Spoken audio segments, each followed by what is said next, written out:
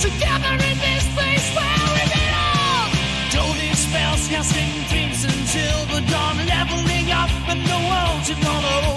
With painted heroes shining bright. Venturing onward in the endless night. Where the brawn meets the brush. The story's told in the storm of imagination mode. With every stroke, the factors unfold. These are our soul. Where the brawn meets the brush. The story's told in the storm of imagination mode. With every stroke, the fate to fight for. Peace of our souls, our soul.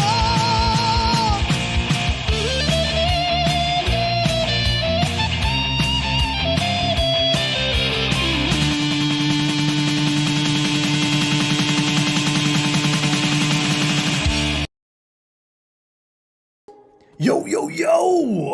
It's Friday! That means it's only time for one thing, and that is Minis and Muscles. The place where you need to be on a Friday, the place where the brawn meets the brush. The paintbrush, that is. Hopefully you're all well. Happy Friday, peeps! Whoop, whoop, we made it! Oh yeah! We made it. Let's remove the cable out the way. Hopefully our camera lasts the battery as always, but we'll keep the cable just there, just in case. How are we? Elias is already jumping in the chat and saying, sup? What up, Elias? How are you, sir? Hope you're all well. Hope you're good. How was your week, everybody? If you're watching live, remember to jump in on the chat and say hello. If you're watching in catch-up, then please do drop some love into the comments section. And if you're the first time watcher, make sure you subscribe to the channel. Let's grow this beast, okay? Let's grow it. Let's have more viewers. Subscribe, turn on notifications, like the videos when they come out, comment on the videos, share it with your geeky friends and buddies, because every little helps. We're still sat at like 118, 119 viewers right now, so we need to get up there. Come on. But I hope you're all well anyway. I hope you're all well and all is good. Oh, crikey, I've just done something to my thing here and I don't know what I've done. Oh, no. Do I close that? Yeah. Oh, no, I've turned my music off now. Oh, God, it's a bit of a disaster. I was trying to swap over my notes and my music. There we go. Right, here we go. So, as I said, welcome. Howdy doody. Hope you're all good. Sorry for that first moment of problemos. Welcome to the channel if you're first and new to the channel, or if you're old to the channel. I'm glad you're good, Elias. I'm glad you're well. Yeah, if you're new to the channel, what do we do here on Minis and Muscles? Well, we paint miniatures. So miniatures like this from Warhammer, or perhaps I don't have a D&D one to hand, but D&D miniatures. Anything really that I can get my hands on and paint. D&D and Warhammer are the primary things I paint, but we chat a load of geeky stuff in between the painting. So during the show I will paint something and we'll have a bit of a chat around various different geeky topics, from retro gaming to Pokemon to Warhammer, whatever it is really that takes my fancy on that day, we'll have a little chat about it. So I hope you're good. Drop it in the chats and let me know how your week has been. I'd love to hear from you all. So tell me how your week's been. How has it gone? Have you done anything geeky this week? Perhaps you played a board game. Perhaps you have played Warhammer. Whatever that is, or maybe you bought some models that you shouldn't have already bought. Hello, Honey Ann. How are you? I hope you're good. Hope everything is good on the other side of the pond, should I say.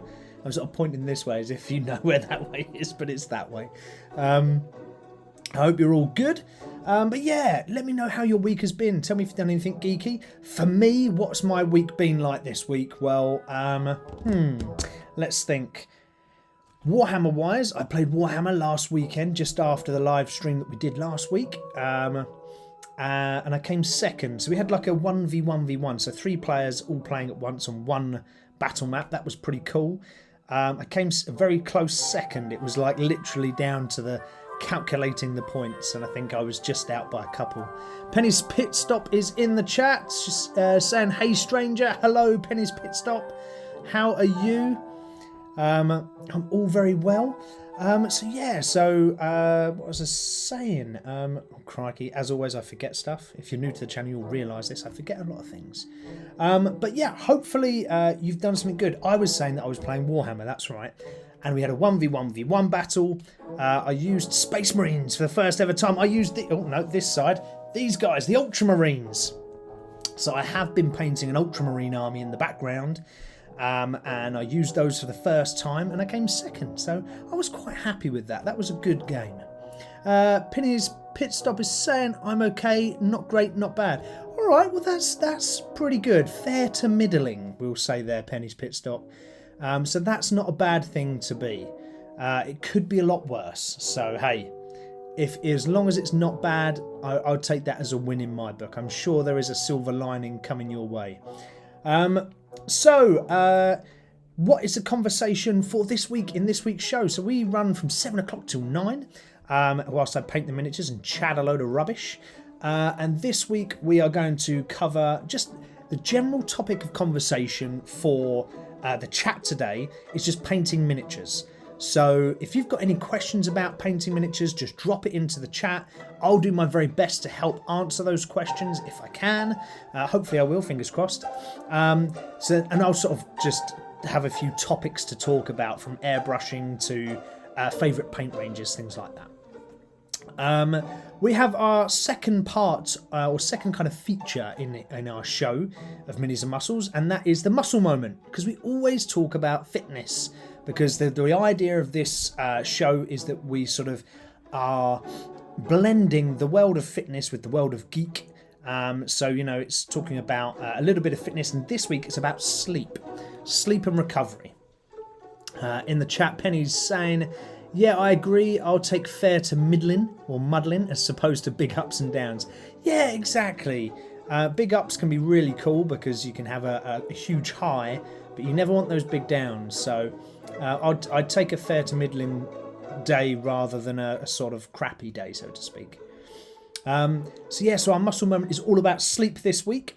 And then we have our third segment of the show, which is our hobby horror. So that's where we talk about something that's gone wrong in the hobby world, and generally for me. And that will be about super glue spill. All right, so we'll cover that later. What else are we saying in the chat? Penny's saying, talking of painting ranges, have you tried the AK speed paints? Have you used any speed paints? I haven't tried AK as of yet, because they've got a load of cool like speed painting pens, which I want to get my hands on. I haven't yet, but I do have this. So, Army Painter Speed Paint Mega Set. So I was away with Game Therapy UK, which is a charity that does therapeutic gaming for a wide variety of different groups. Check them out, really well worth it. They support things like veterans groups, they support homelessness, loads of good charity causes. It's all volunteer work as well, so a really, really cool charity. But I was away with those, I think it's Comic Con or something like that, and an Army Painter had donated a load of paints to Game Therapy UK. And I used those speed paints, which is the Speed Paint 2.0, and I used it there, and I bought my own set. I was that impressed, and I painted a load of orcs with them, and they're really, really good. What I would say with the speed paints is it's not like usual paints. It's not like your usual acrylics. They best operate with a light coloured base colour. So rather than what I do normally, I paint black as a base.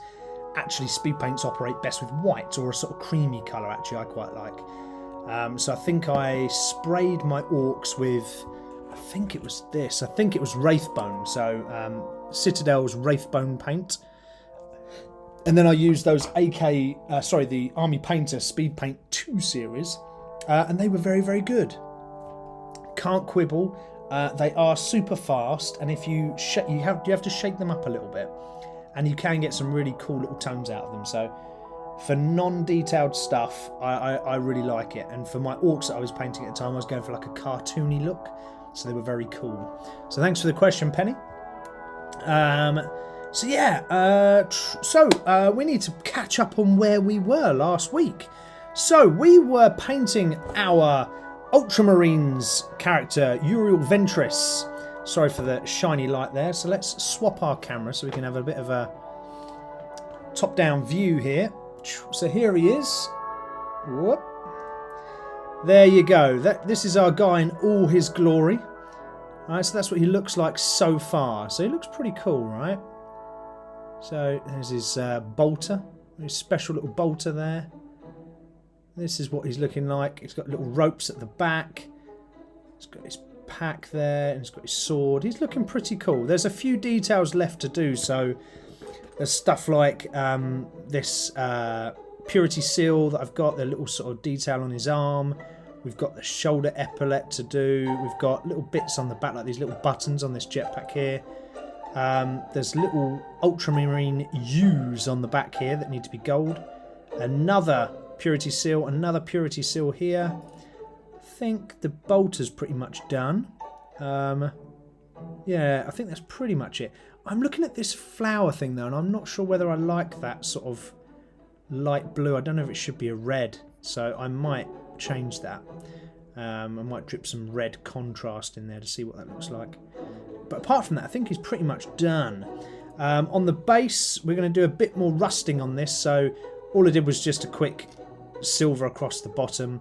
I run some Agrax Earth Shade through the cracks.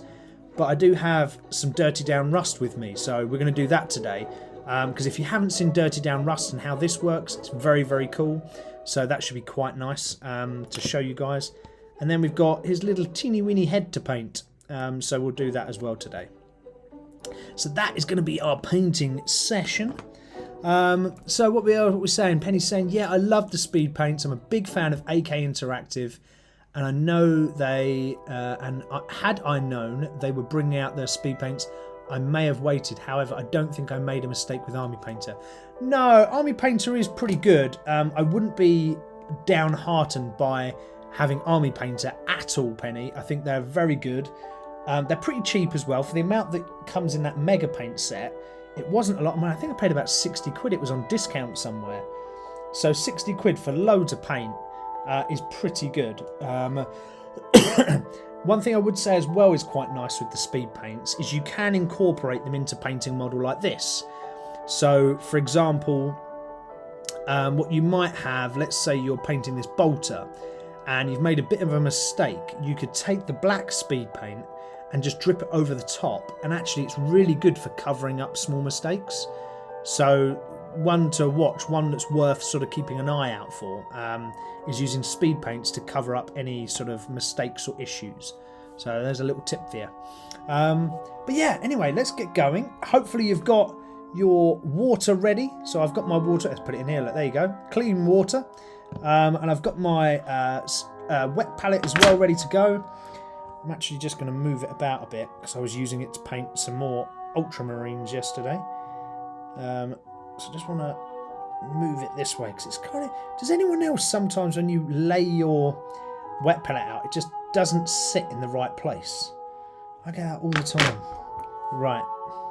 Let's move that there. Let's turn that down just a smidge because it's quite loud, isn't it? And let's get crack-a-lacking. Let's move him out the way for a moment because I want to have a little experiment with you guys with Dirty Down Rust. I've used this before. I don't know if anyone else has used this before on the channel, but it's very, very cool for instantaneous rust effects.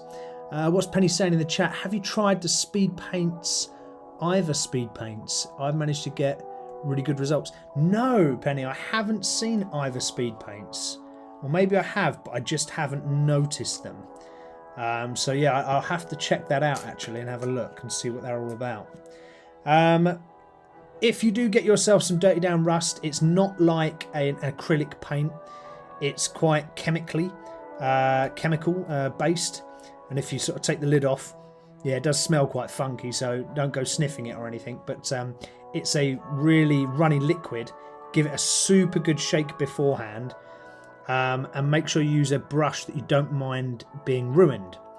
And then all you need to do is literally just drop it on the area that you're painting. So again, I'm just going to put it around these U shapes, right? indiscriminately, you know, not sort of going for tidiness or anything like that. I'm just sort of dropping it in. And the beauty with this, right, is you just put it on and you don't even have to worry about it looking good. Like that bit there, for example, is thicker than the bit over here. Don't worry about it, because once it dries, it sort of cracks up and it looks awesome. So I'm just sort of dropping that across here. I'm going to put some little bits down these little channels as well, just to give it a better rust effect. It does smell very funky though, so do be careful if you're using this paint.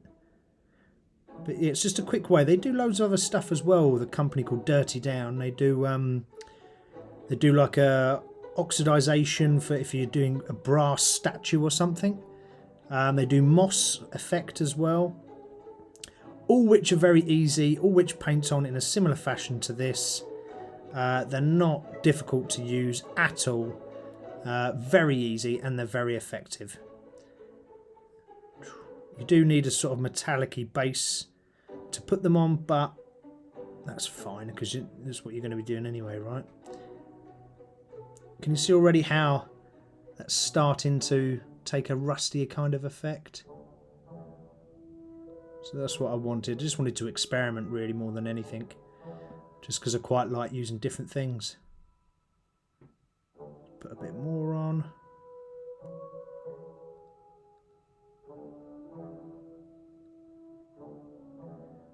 Really layer that on, just so we've got loads on there, because when it sets off and it starts to crisp up, it looks really cool. Right, we'll put that to one side and we'll come back to him in a minute. Let's wash that brush off. Let's put the lid on that because that does smell. So yeah, rust, Dirty Down rust, pretty cool. Okay, it does say water soluble, which it is, but it does smell funky. So just be careful if you are painting with that. Right, let's bring our Uriel Ventris back into frame. Could probably zoom in a little bit more actually. There we go. Okay, so he's looking pretty cool, right? It looks pretty sweet so far. So I think what I'm going to do is I'm going to replicate this on this arm here. So we're going to need a bronze for that. I think I was using this one. So Rune Lord Brass by Citadel Colours. Let's have a first conversation. And remember, everything tonight is about just painting miniatures. So it could be absolutely anything and everything. If you guys have got a question, drop it in the chat. Happy to talk about it. Happy to share my experiences. Just to finish off on Penny's comment about speed paints, I would say the clue is on the tin, the title, sorry. They are exceptionally speedy, and you can get. I painted an orc, a massive orc truck, and I painted it in an evening, the whole thing, and all the miniatures on there. Oh no, we're losing battery power. That's not good.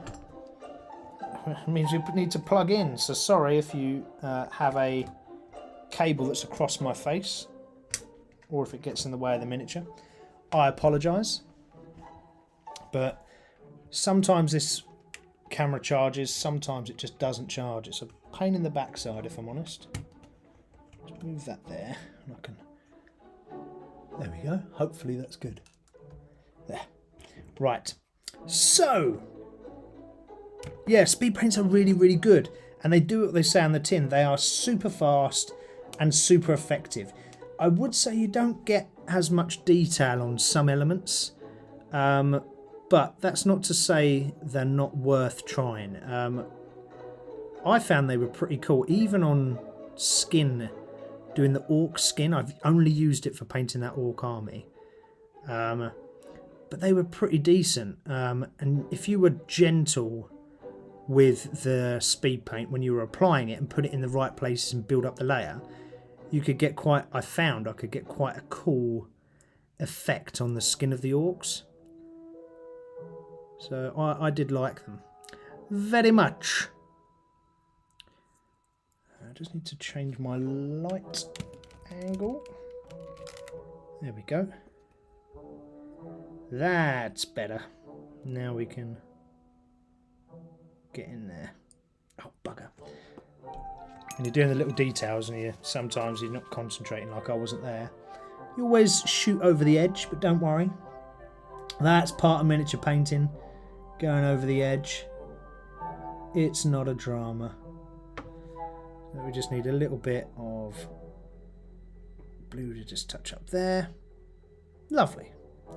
To be fair, we could probably put some around here as well. Because I don't know about you guys and girls, but when I'm painting, I always find areas that I haven't painted particularly well, or that I want to change, or that I've missed a bit or something. So worth going over sometimes just for that clarity. There we go. What we do need to do with this guy actually is apply a bit of a wash to him, because that's once he's painted. We'll make a wash up once he's all completely done, and we'll get it across the blue, because I'm not a fan. I don't mind this blue, but it's quite bright. So I kind of like to dull it down a little bit. So I will mix up some Drakenhof Nightshade and some Lamian Medium, just to mix it and thin it a bit, and apply it to all the blue areas, just so we've got a sort of bit of a darker shade of a blue. There we go. Finding loads of little bits now. I'm going over him. I'm like, oh, there's a bit there. Oh, there's a bit there. So we need to do the trim as well, actually. I've just realised the trim around his legs. I haven't done that yet. So these little bits around here, although I'm just putting blue on it, just to highlight to you guys. But actually that should be gold.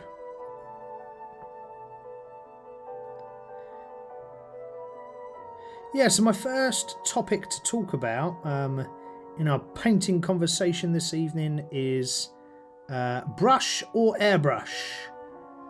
What do we think? So if you have used an airbrush before, drop it in the chat, let me know. I would love to hear from you. Tell me your experiences. What do you think? Do you think the brush is best, or do you think the airbrush is best?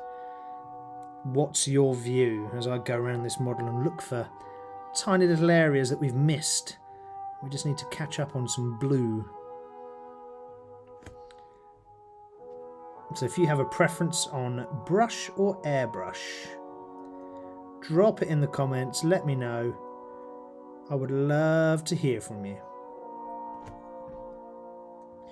I'm actually just going to fill the top of this as well, because once you stick the head in, you're never going to be able to paint any of that, so we might as well stick some blue in there now. Don't have to do the complete hole if you don't want to, because generally speaking the model sticks better when it's not painted. It's not a be all and end all, but so don't panic if you do, like I just did there. It's not terrible. It will stick. It just might take a little bit longer to hold in place.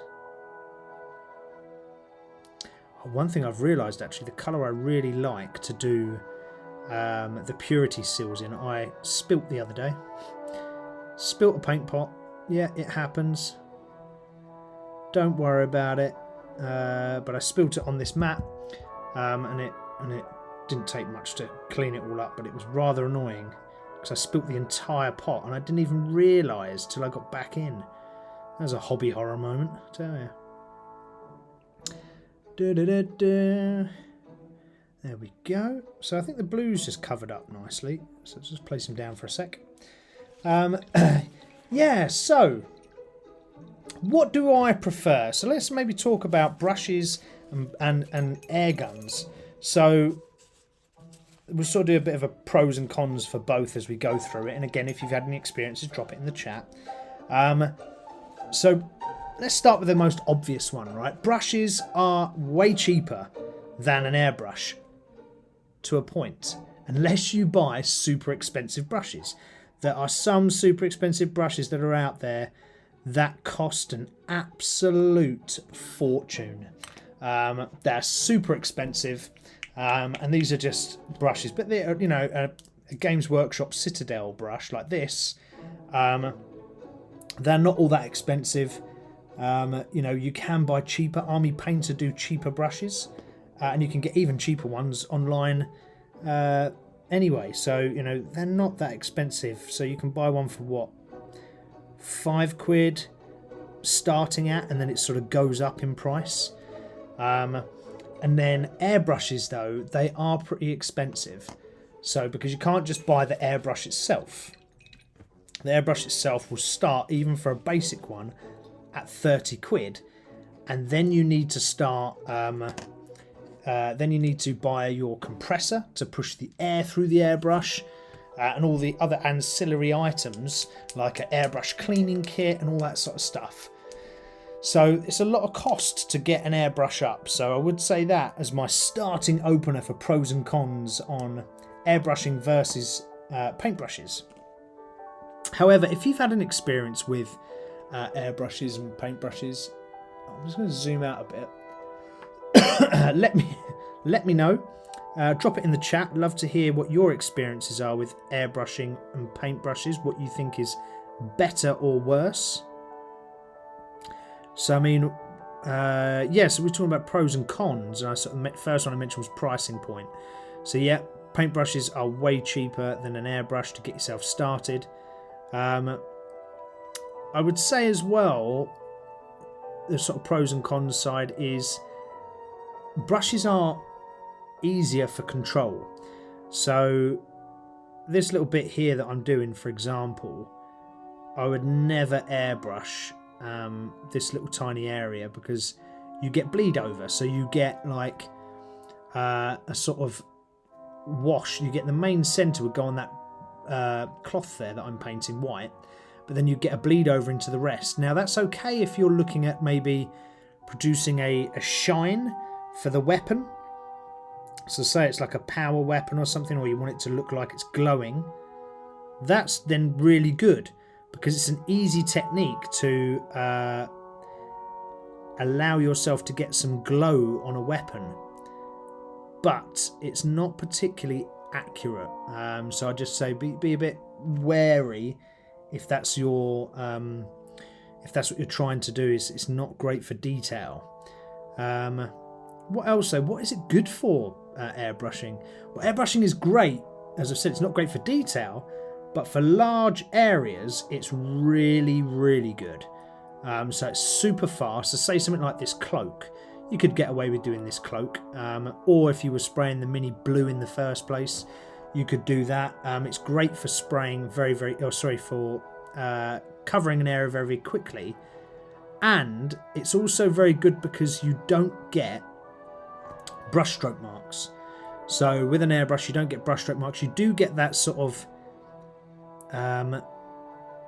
pitted kind of look from the airbrush spray, but it is, you know, it looks nicer in some degree. It looks a lot smoother, so the paint looks like it goes on smoother, and I quite like that. Jammins Daily is saying, I'm back! Hey Jammins Daily, how you doing? Welcome back to the channel. Greetings from Texas. Oh man, I wish I was in Texas right now. I wish I lived in Texas, full stop. I'd love to live out there. I really would. I don't know if I said last time I was looking at houses over near Dallas, north of Dallas in McKinney. I was looking at houses over there for a while. But visas, man, oof, hard to come by for the US. If you're doing it legally, that is. Very difficult to come by.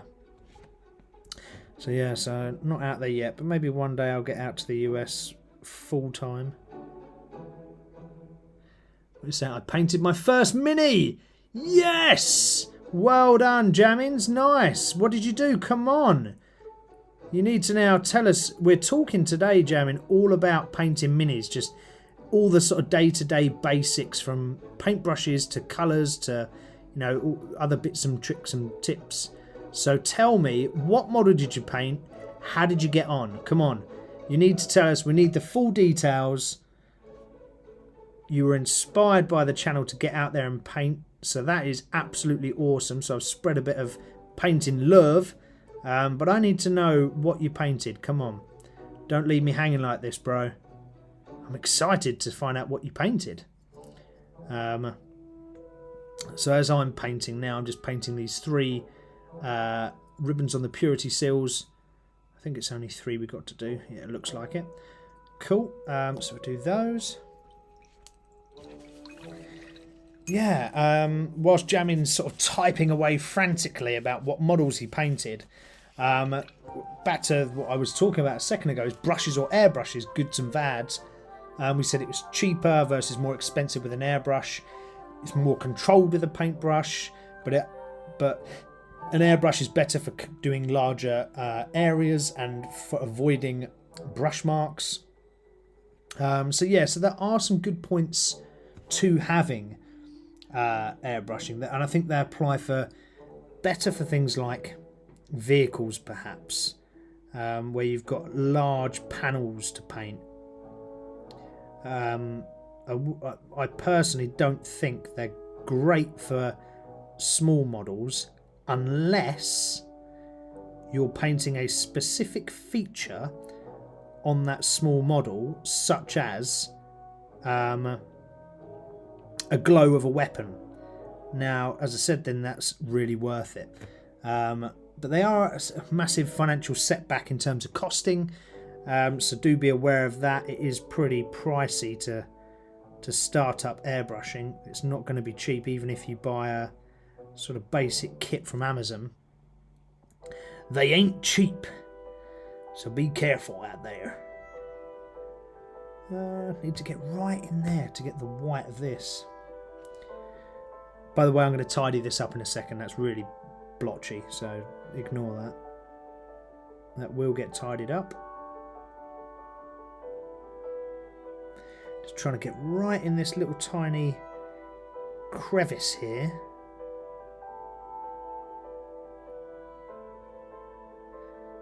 There we go. Oh, Inferno. Oh, you bought the box we talked about last time. Fantastic. Okay, so Infernus Marines. That's the Games Workshop official starter box set that we talked about with Jamin, which gives you paintbrushes, it gives you some clippers, it gives you some paints, and it did Infernus Marines. That's awesome, Jamin. So how did it go? Did you find it good? Did you find the experience nice? They came out much better than I thought. I'm actually fairly pleased with myself. Dude, that's awesome. Jamin, what you got to do, bro, is you've got to join the Discord. So we have a Discord channel here at Minis-N-Muscles, just in case nobody knew. You can find the details of the Discord channel in the information section on the YouTube page. So jump on the Discord, and there's a section in the Discord for putting pictures of your miniatures. Put a picture of your miniature up because we need to see how you did. I'm so chuffed for you. So chuffed, dude. Especially that you're telling me that you feel they came out better than what you thought they would. That in itself is a great achievement. So well done. Because sometimes it's sort of, you know, taking on a new hobby is quite a difficult thing sometimes. So jumping in at the deep end and really throwing yourself in there's a great thing to do, Jamin. Well done. Oh, I'm chuffed that you took my advice and that's what you went and did. Very cool. I'm very pleased at that. I feel like a proud father. Well done, Jamin. Downloading Discord just for you, mate. Nice. Cool. Well, I look forward then to seeing your pictures just in Discord. Plus, as well, loads of other people drop stuff in the Discord as well, and they chat about miniatures and geeky bits and bobs. So it's worth joining anyway. Just if you like that kind of thing and you enjoy that kind of stuff, then it's worth jumping in on because it'll just give you some other geeks to chat to.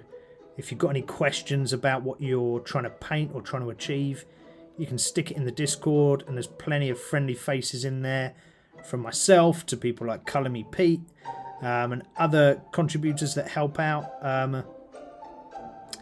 And and they'll be able to sort of guide you on what you're painting. So I'm chuffed to bits that you got your box set and you started painting. That's really, really cool, dude. Well done. So hopefully I can inspire some more of you to start painting. All I was doing there, just in case you're wondering, is this little eagle down the bottom. It's quite small. This little insignia on it, the back of his cloak. And what I wanted to do is I've just dropped some nuln oil across it just to drop into the recesses so it looks a little bit more defined. Sometimes when you put layers of paint on these tiny little bits, if the layer isn't thin enough, you kind of lose some of the definition. Or sometimes the model print's not that good and you can lose the definition. And by taking some nuln oil and just dropping it across the top, it just brings out some of the sections, and it will make it look a little bit better. Is the easiest way to describe that. Right, we need to do these little bits around here now. We need to get some gold on the go. So let's get some Retributor gold. So we're going to use Retributor gold for the armour and the edges of the armour. There we go. Elias, I don't know if Elias is still in the chat, but if you're still there, Elias, how did your painting of your Tyranids go? Because you said you were back on it, which is great to hear. Just let me know how your painting of your Tyranids went. And talking of painting and sort of the general chat conversation that we've got going today, so it's just about any old painting miniatures, and that could be absolutely anything. So if you feel that you want to chat about something, so for example, Jamin, if you were wanting to talk about something that your experience that you found, drop it in the chat and I'll do my best to help answer. So Elias, you're still here. Okay, so what happened with your Tyranids? How did you get on? I'm keen to know how you got on with your Tyranids. So drop that in the Discord as well if you finish them, or you can stick it in the chat now and tell me. That'd be good to hear. If anyone else got any sort of painting type questions, let me know. So what we're doing now is I'm just doing this little trim around the edge of his, not shin guard, but yeah, just the shin armour. Oh, am I out of focus? Yeah, I'm out of focus, sorry. Need to move in that way.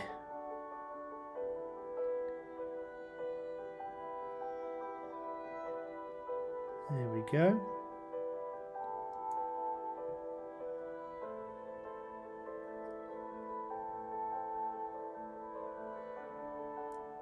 Yeah, so what else have I been doing this week? I've been painting a lot this week.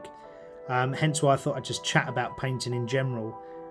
So I'm kind of still batch painting some Ultramarines and some Black Templars as well. And batch painting is quite a laborious task. So this is where you get, 3 or 4 units and you've literally got all the models made and you're just applying, the gold trim to this on every single model. So you go through 30 models or whatever and you're applying the gold trim in the same place. It's kind of soul crushing. That's why I do prefer to paint individual models. So painting individual models is a lot more fun because you get the different sort of areas, you can get different colours because you're painting a different character or whatever. Just makes it a bit less stressful. When you're batch painting and you're painting big armies, sometimes it can become quite overwhelming. So when you're painting in large numbers, I would say do not build them all at once. Don't do what I have done. It makes it a lot more difficult on yourself. So do a couple at a time. Maybe split, if you've got a squad of 10, maybe split that squad in half. Paint your 5 and then come back and paint the other 5. That would be my genuine, honest answer for you, because otherwise it can get quite painful. as you're trying to, you know, paint 30 models at a time. And it also, the entire time until literally you get to the last phase, when you're painting in batches, it doesn't look like you've achieved anything. So you'll finish a painting session and you've sat there for 4 hours or something, and you'll finish it and you'll look down and it won't look like you've achieved anything on the model. And you'll be like, what the hell, I've just spent 4 hours painting. What's the Discord username? Oh, let me find the Discord and put it in the chat. See if I can find it. Bear with me, bear with me. So I'm just flitting over to the Minis-N-Muscles server. So it's called Minis-N-Muscles, the server that we're in. I want to share, invite people. I want to copy that and I want to bring it over here and I want to paste it there. What? Why is that not pasting? Copy. Right. Go there. Paste. No! Why is it not working? That's annoying. Oh, maybe I can only paste this in the thing. Oh God, I don't know. It's called Minis-N-Muscles. Minis, MINISMUSCLE''S. I don't know why it won't let me paste this bloody thing into the chat. That's very annoying. Paste. Ah, there you go. Ta-da! Pasted. Hopefully that link works. So that link will be the link on the YouTube is valid for like ever. This one is only valid for like 7 days, I think. Right. Back to painting. Oh, I just noticed.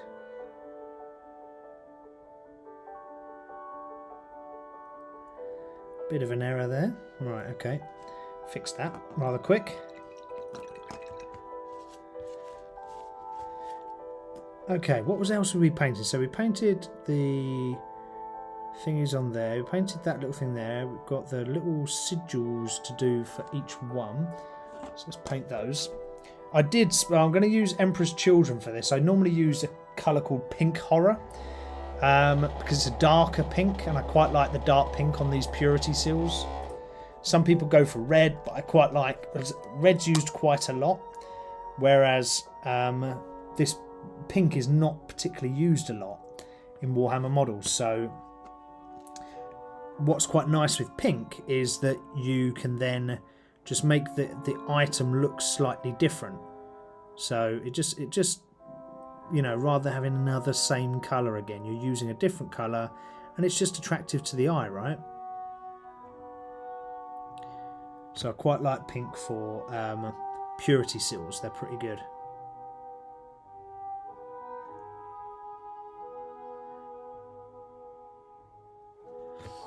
There we go. They can be fiddly little buggers, purity seals sometimes, especially getting enough of the edge so it looks 3D, but you're not painting like half the rest of the model, you know.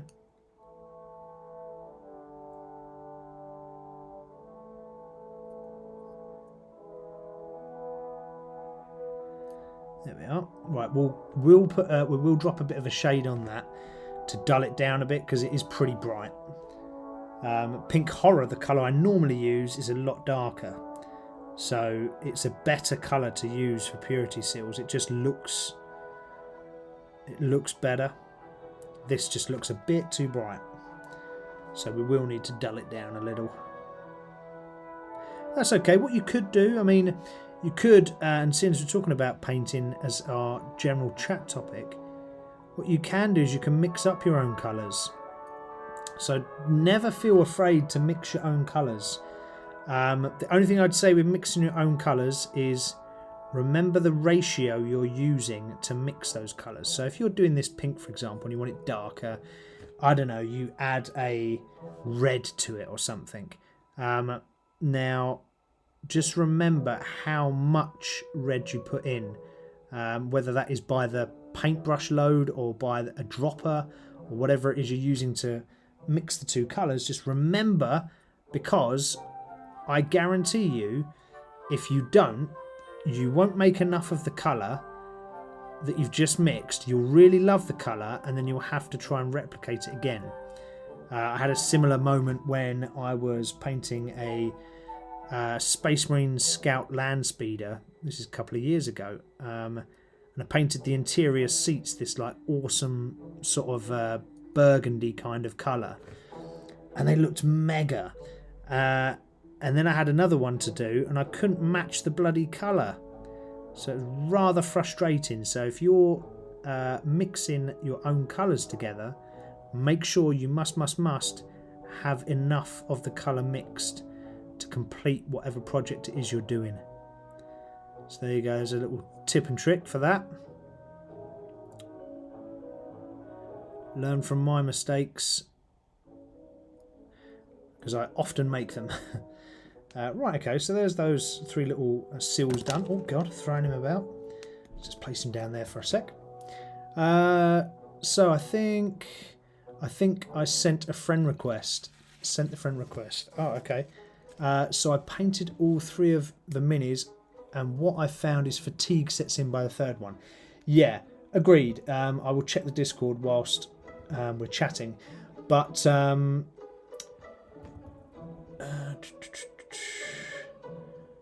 oh yeah, seen. Found you, dude. Right, there you go. And if I find the server, I can go to... Sorry guys, I'm just trying to add Jam into the server. The Discord server, that is.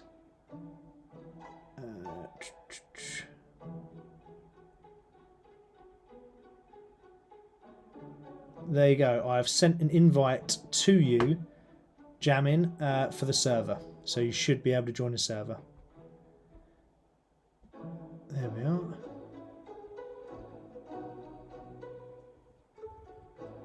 Cool. Oh, we've got Amelia here as well. Oh, sorry, Amelia. I didn't even realise that you joined.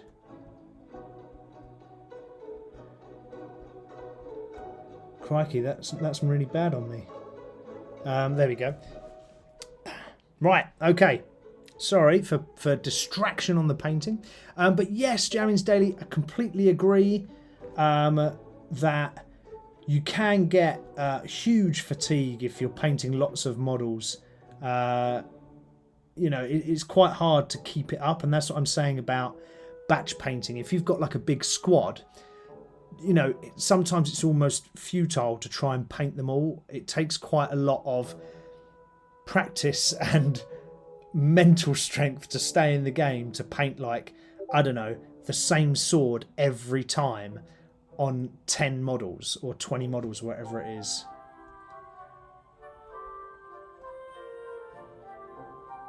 There we go.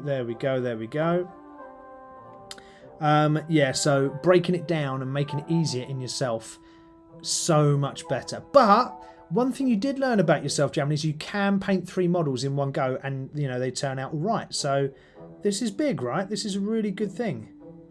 What else we got? We've got those done. Oh yeah, we've got to do this little got to do the little symbol on his shoulder, the ultramarine symbol. So let's find our whites, because we want white for that. Any whites that I use on models, I never use white scar. It's too white. I know that sounds silly, but use Corax white if you're using Citadel. Corax white is like a dirtier white, and it doesn't look so fake when you paint it onto your model. So I would advise definitely use Corax white. It's a lot better. We also had Amelia join at 1906, so welcome Amelia. I don't know if Amelia is on the chat as well. JPC's in the chat though. Hi JPC, what up? Hope you're well, hope you're all good. Yeah, so we've had someone else join as well. So Amelia, if you're in the chat now and you're watching live, I'm so sorry that I missed you joining the server, but welcome nonetheless. Very glad to have you on board, as I am for everybody. Welcome one, welcome all. Here we go. Ah, look, see? What's wrong with that, dude? Your first ever models. They look awesome. Great job. Can't complain at that, mate. Can't complain at that at all. Nice work. Nice work. So now what you might find you want to do, Jammin, is when you're, you know, now you've painted them, you might see something, you might go, oh, actually, I'm going to go back to that model. I've done that a few times myself where I paint something and then I'm like, actually, I've just seen this little bit here and I want to add to it. So there might be a little detail, for example, on, you see on the spaceman you took a picture of, on his arm, on his right arm, this guy's got that little signature symbol there. Your guy has two little dots, like round dots. On a bunch of mine I painted last night, I just painted that dot, one green and one red, right? And I know it sounds really silly, but it looks super cool. In fact, have I got one here? I'm just trying to see through the mountains of stuff I'm trying to paint whether I've got one there. No, let me find one. I just want to show you what I mean, because it's tiny little details on models that really I think make a difference. So bear with me. I'm just looking for a model that I've done it. Ah, right. Okay, so I was painting. This is the same models that you've just done, right? So Hellblasters, Infernus Marines. So can you see that little dot there?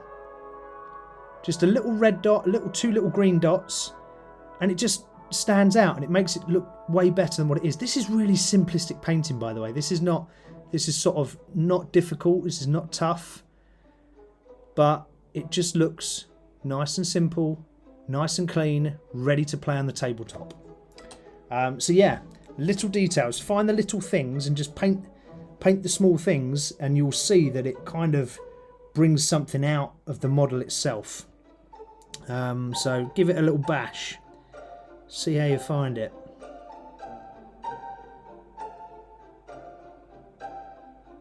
So we're just painting this ultramarine U right now. When you're doing shapes like this that are what I would call a fixed shape, it's really important to be ever so careful, because you can cock these up so easy.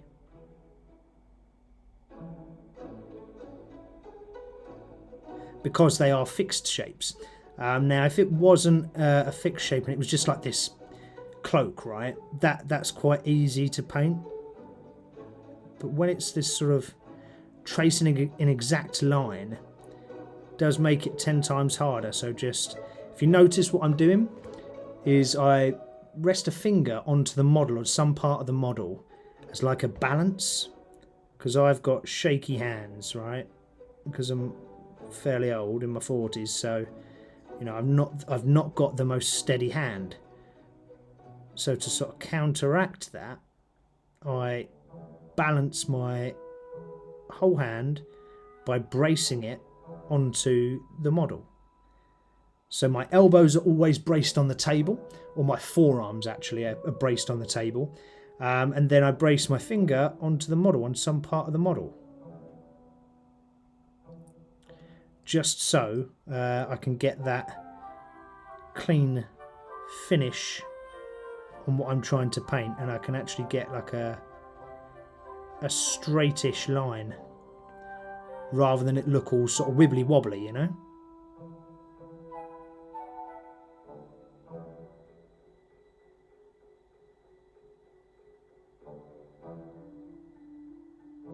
but they're quite difficult to paint, these shapes. To get them looking good, that is. They're a little bit tricky.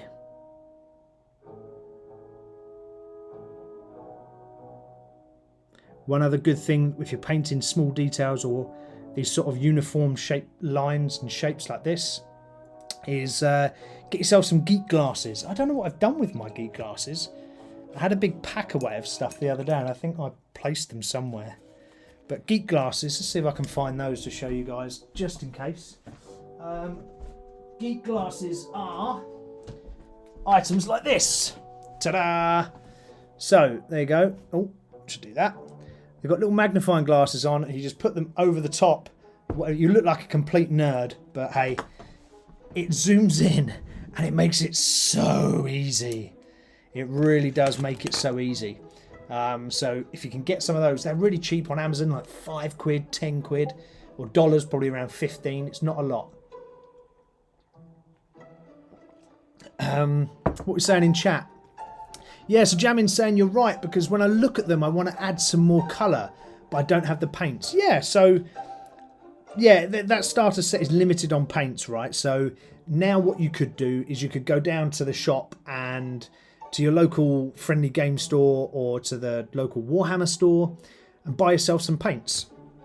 You know, you don't have to spend a huge amount on them.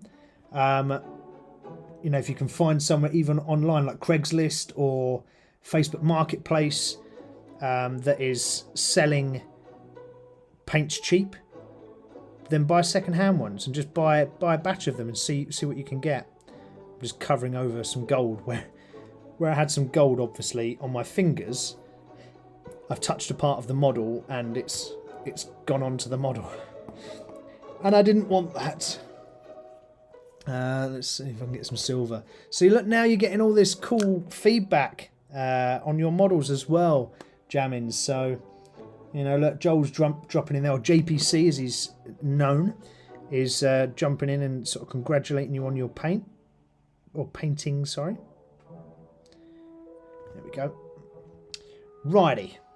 So where were we before I started dropping gold all over my model and not realising what I'm doing? So we'd fixed these, we'd put that on, we'd just done the U. Oh, that's right, we were doing this over here, weren't we? So again, a lot of gold on this guy, so back to gold. God damn it. Let's get some more gold out and let's see if we can tart up his shoulder pauldrons a bit, make them look a little bit more standy out. Right, so this is a great example actually of just general painting tip for you guys and girls. You can see on here, oh sorry, you can see on here right in the centre of the U there's some small detail. It's an I and a V for fourth company, right? So what I need to do here is don the geek glasses and use these so I can zoom in and see what I'm painting. So there we go.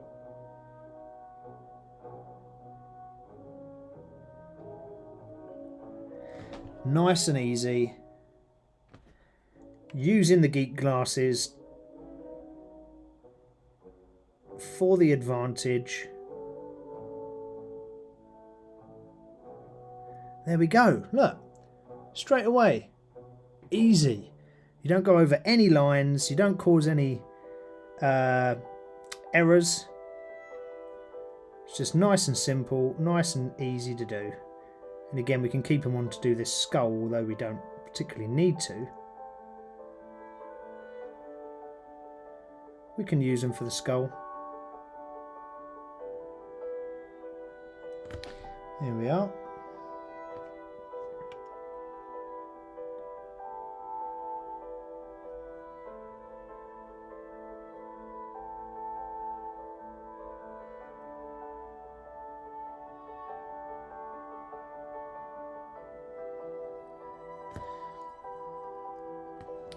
So actually on this model what I can see, oh excuse me, is the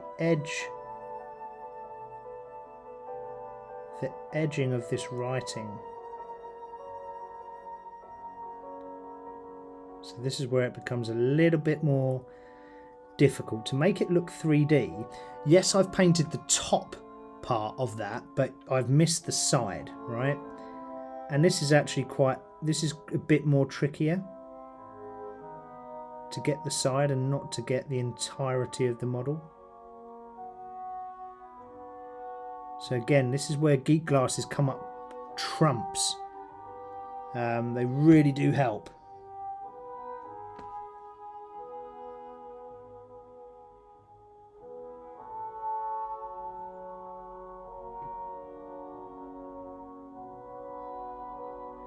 There we go. Sorry, I have to go a bit silent when I'm doing these bits, purely because it's quite like a intensive moment, and my hands do shake, right? So just to try and get those little tiny details, I have to concentrate as hard as I can. So sorry, guys and girls, but we'll get there. Don't worry. Right. So we got that done. We've got that done. It looks quite smart. What we got on the back here? Oh, there's a couple of little. I normally paint these bits silver, to be fair. So you see on the side of his pack here, I normally paint those silver.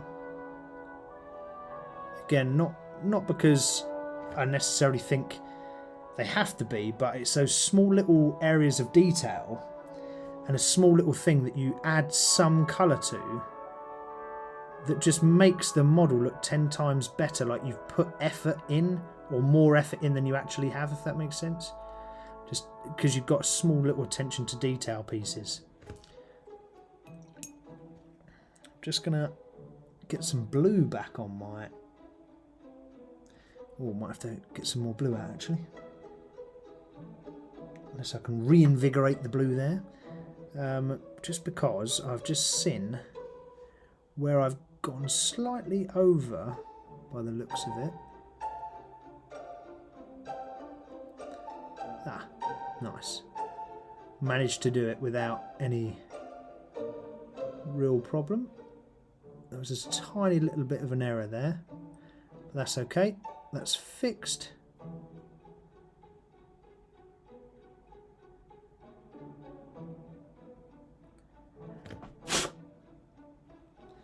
Okay, there we go. Yeah, so what else are we saying about painting in general? Oh, I was on the Discord. I should be back over here.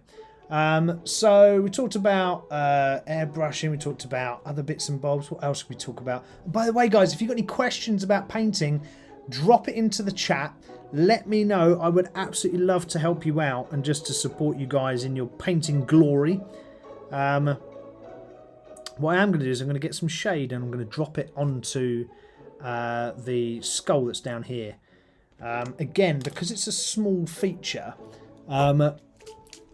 what's quite nice is, although it's painted white and you can see it's a skull, when you drop this shade on, it just sits in all the recesses and it just brings out that little bit more of the detail.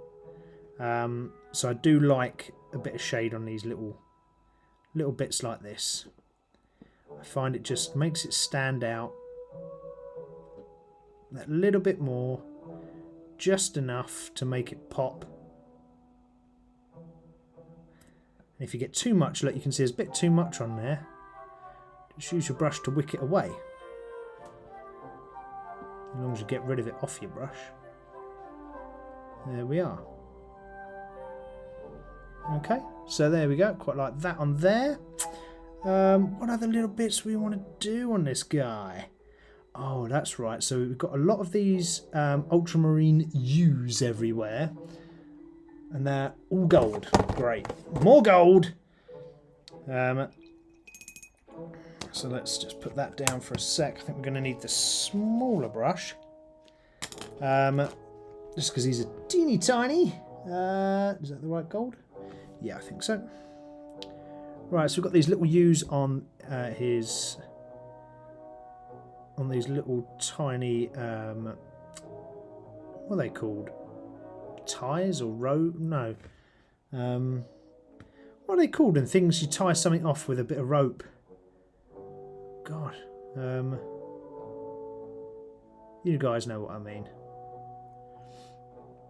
I'm sure you do. If you don't, I'll just pretend you do know what I mean. You know the insanity that I talk of. By insanity, I don't mean the insanity workouts. Although the insanity workouts, if anyone's ever done them, are very, very good.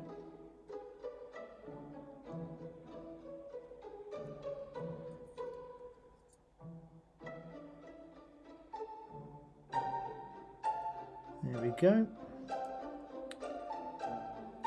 So nice and easy. Again, nothing too crazy on this part. Nice and simple. Just 2 little gold U's. There we go. We've got a couple of questions dropping in. How long do you wait when it comes to letting the paint dry before moving on? Well, if you're painting thin, so if you're painting quite thin coats, this paint dries so fast.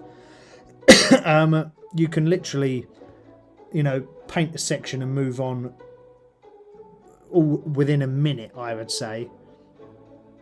It doesn't take a huge amount to dry, so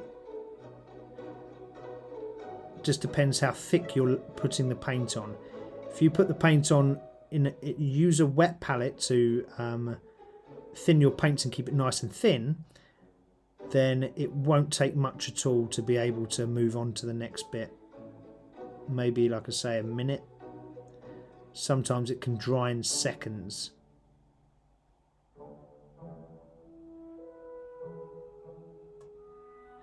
There we go. I could have used my geek glasses for those, which probably would have been helpful actually. But you know, you don't have to. But those are now done. I don't think if I... Oh, there you go. Can you see the top of this weapon? That is awful. I've gone right over the edges all on there. It looks really thick and gloopy. I must have been blind when I was... Oh, I know what I've done. I've put my finger on it. What an idiot. So when I was painting last week, I must have just put a finger on there and squidged it. Oh, what a tit. Okay, right. Well, we need to repair this then, don't we? So the first question is, can we repair it by just applying some black in the areas where it should be black? Well, let's test it and try it and see if we can. I'm not sure if we can or not, because it's quite thick.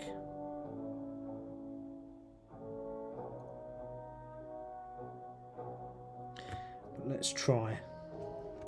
See, everyone makes mistakes, and that's also another big part of painting in general. Be okay with making mistakes, you know, and coming back and revisiting things, because it's not an issue if you have to come back and revisit something. Like, I don't think there's ever a model I paint that I don't go back and revisit to some extent on some areas. I've just gone over, you'll see I've gone over this bit here, and I'm not entirely sure. It kind of sweeps off to the wrong side there, doesn't it? I'm following the line of the model itself. It's just the mould is slightly off. Trying to square it up a bit, although I'm painting over the mould line. I'm just trying to square it off so it looks by eye fairly decent. But that's really thick. I don't know why that's so thick on there. Did I drop paint on there? It looks really bad. What I might have to do is actually take all this off and redo it, because it's not looking particularly very nice.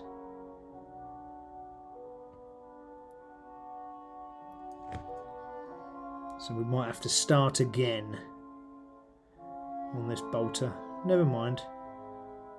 Hey, things happen, right? You make mistakes, we get paint everywhere, and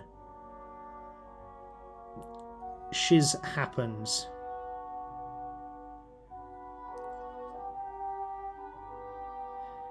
Yeah, I think it's the mould of the plastic doesn't seem to be very good on this top of this bolter.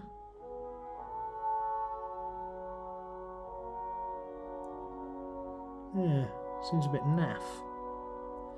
Okay, right. Well, it's squared off anyway now, at least. Yeah, it's really overrun. That's not good at all. Oh, drat, double drat. So when you get areas like this and you do overrun, you see these lines, they should be separated. I might actually put my geek glasses on for this, just so I can see a bit better. So, as I said, these lines should be separated. So I'm just going to run the black back down these lines.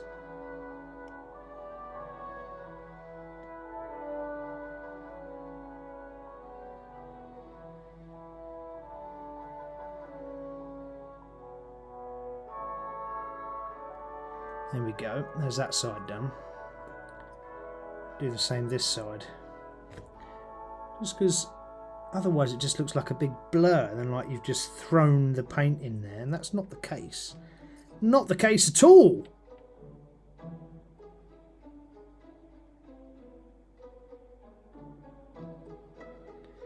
Might have to redo these a bit, but that's fine.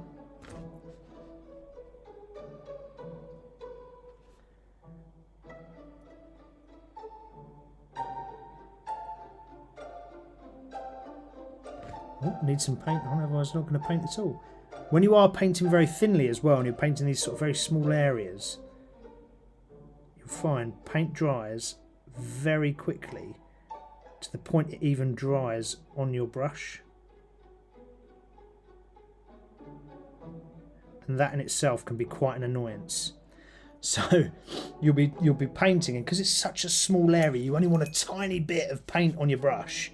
You'll go to stick it on there, and it'll already have dried. You're like, oh crap! I've got to go back and redo it.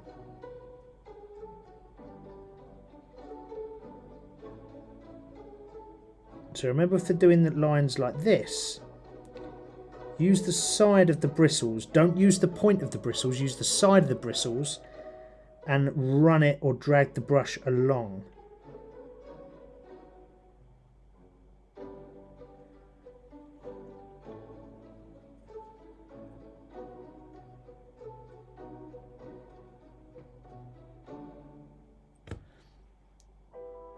Right.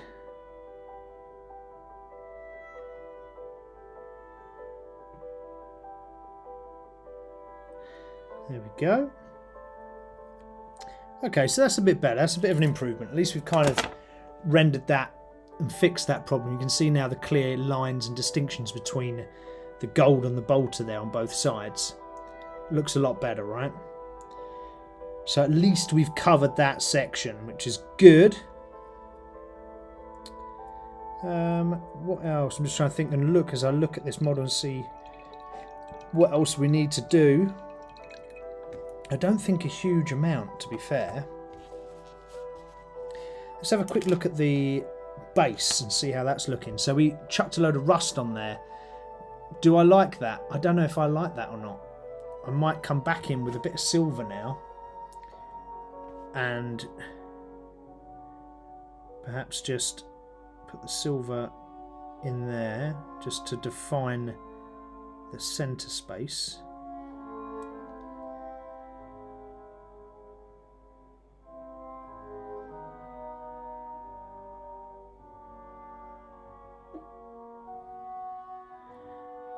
Don't know if that looks any better or not. I'm not sure. It's not turned out as nice as what I thought it would. I've used this dirty down rust on other things and other projects, and it really does look like rust, but in this scenario it's not. It doesn't seem to be or appear to be playing ball, as I like to say. Not sure. Well, it's okay. I mean, I'm not overly enamoured by it, but I don't hate it either, so at least it's sort of something. So actually what we could do is we could glue this guy to his base, because there's no painting the underside now. It's just painting the model itself, so we could stick him on here.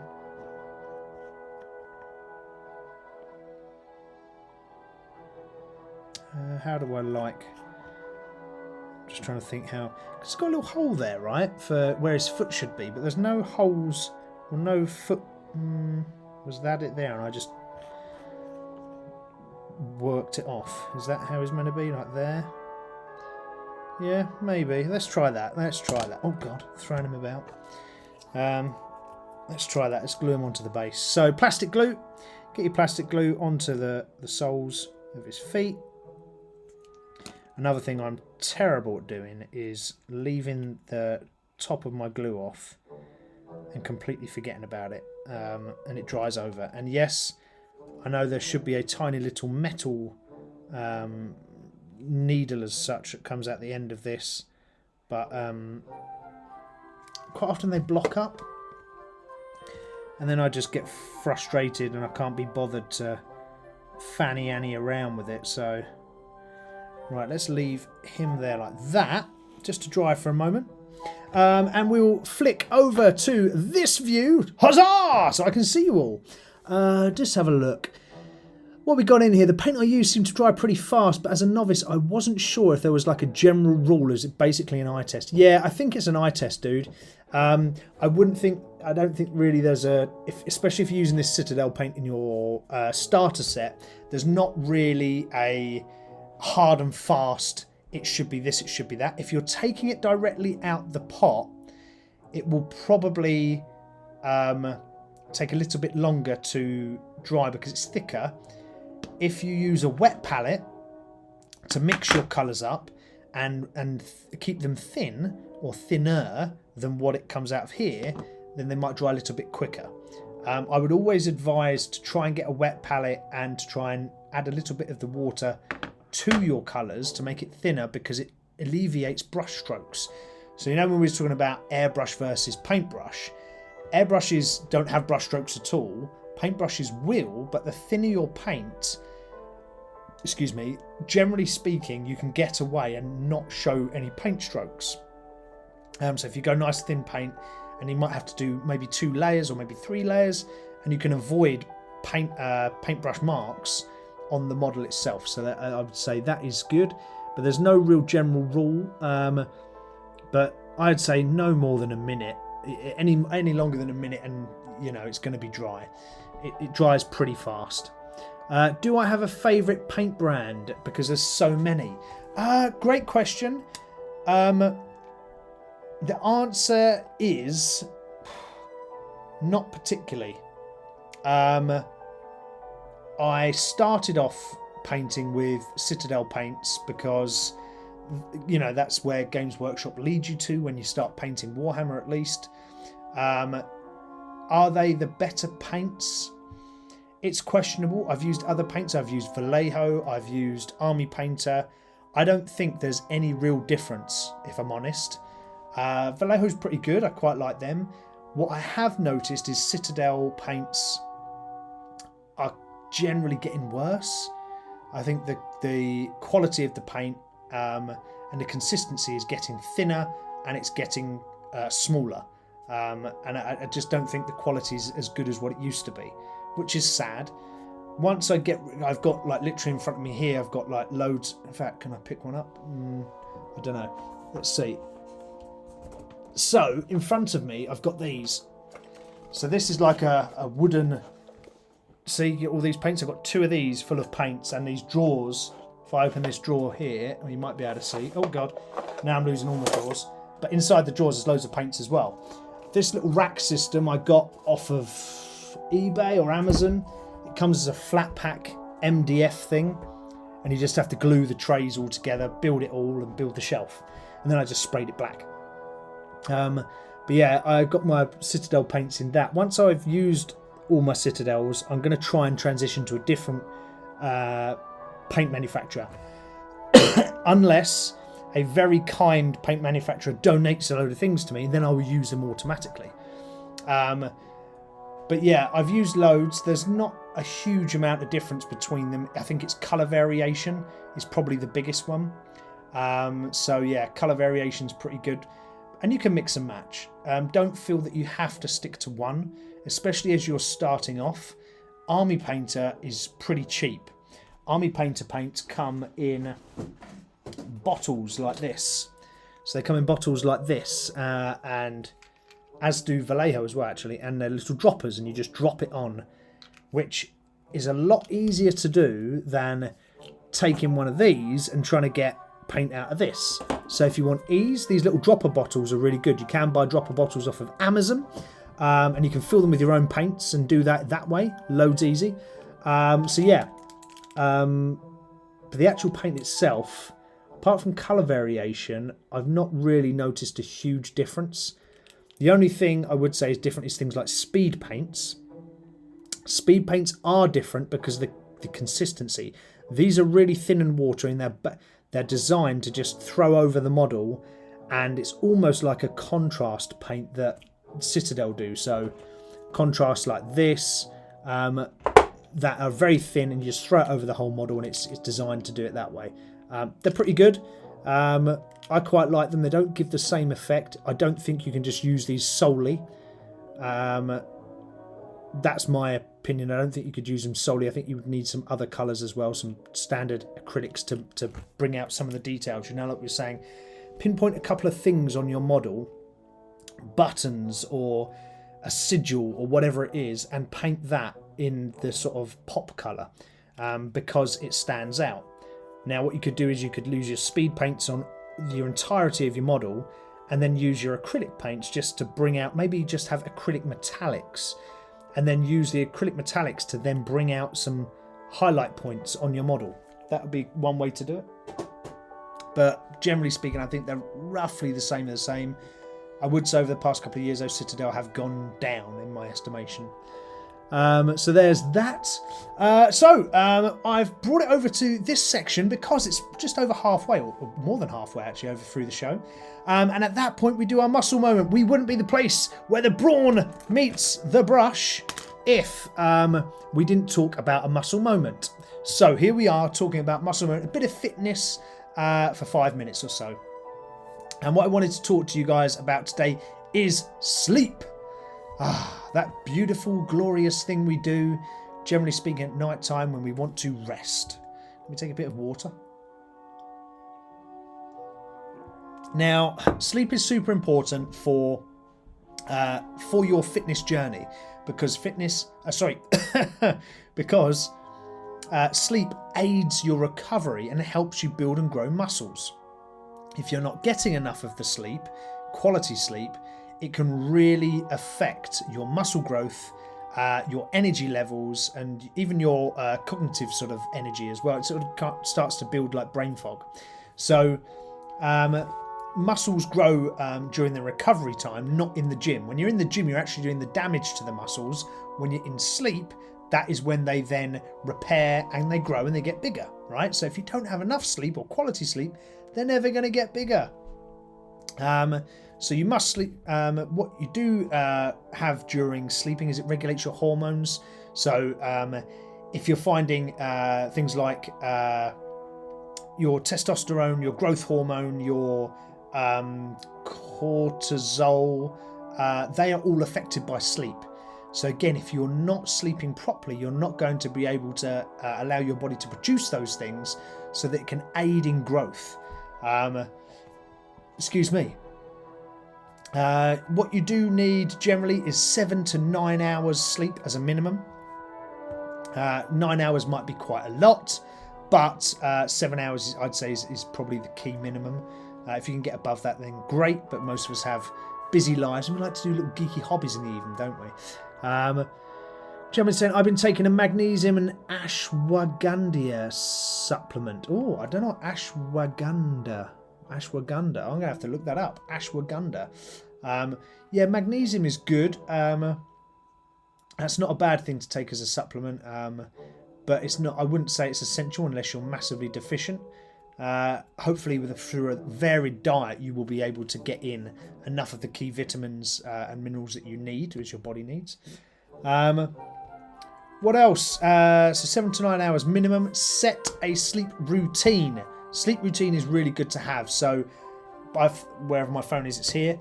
I've got at 10 o'clock, or about 10 to 10, my phone tells me it's bedtime. and says, right, start to wind down now. You could use your phone to do that as a reminder, or you can just set, and have it mentally in your own mind. Right, let's say 10 o'clock, because I go to bed fairly early, but 10 o'clock, now is your wind down time. So do not have any screens. Do not be looking at screens and technology. Excuse me. I lost my voice the other week for a bug or something, and it's still a bit funny. So yeah, in your sleep routine, ditch the screens. Get your teeth brushed nice and early, because sometimes having minty toothpaste and stuff can stimulate you and wake you up.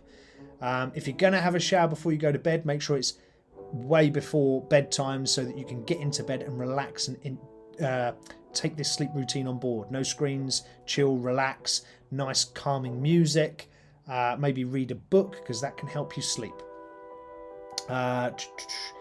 And then creating sort of an environment that's inclusive or conducive to good sleep. So silly little things that you might not think are important. Close the windows if you can, so to stop the noise. Have a decent set of blinds or a decent curtain that stops the light coming in. Use a sleep mask if you need to. Use like a meditation type app that helps that plays to you like calming music, or does like sleep stories and things like that. Put yourself in an environment that's the most which will help promote good sleep. Make sure you've got a good mattress. Make sure you've got good covers on your bed, good pillow. Those are really important things. You spend so many hours of your day on that mattress. Why would you only have like a £50 mattress? Have a decent one. It will help. What else are we saying? Elias is saying he's got to go. All right, Elias, you take it easy, my man. Stay safe. Jamin's saying I'm 42, so I'm losing trying to maintain my man juice. Yeah, 100%. I'm 41, and it does happen. It happens to everybody. So, ironically, I'm actually going to go get my blood work done this month, hopefully, because blokes at a certain age, just like ladies go through the menopause, blokes have the equivalent of that. It's not really talked about very much, and that's where your testosterone levels drop, and that can affect loads of things. It can affect your mood, your energy, your sex drive, your sleep. So that's really important, Jamin, to if you have any of those kind of symptoms, go, or anybody, by the way, including myself, go and get a blood test. The National Health Service in the UK, or you can use private services. Same in the US, you can use private services out there. There's lots in the US, not so much in the UK, that will look at your blood levels, inclusive of your testosterone levels. Really, really helpful. Apart from that, though, just quick thought. What's your average sleep time? How much sleep do you guys and girls get? Stick it in the chat. Be interested to hear. Me personally, probably 7 hours. Deep sleep is my issue that I struggle with. So you should get, I think it's something like 5 hours deep sleep as a minimum. I get about 16 to 25 minutes of deep sleep a night. So my energy levels are pooped every day because I just can't get enough deep sleep for some reason. Don't know why. Don't ask me why. Still haven't worked out why. But that's it. Anyway, right. Back to the show and back to painting.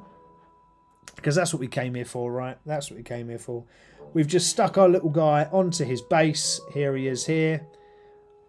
There you go. So we still need to do some details to him, but he's on his base now, so he's looking more like he's where he should be. I just want to touch up that base, actually, whilst we're here. So we've not got a huge amount to do left on this bloke, to be fair. Not a mass amount, anyway. It's all pretty easy from this point on. I mean, we could literally just attach the head and just roll with it and just go forward, but I mean, we won't. We will do a little bit more work, but there's not masses to be done. Anything I want to do, actually, I just want to get a bit more black onto my wet palette because I'm kind of out there. And I do like, on my models, I love like a clean black edge.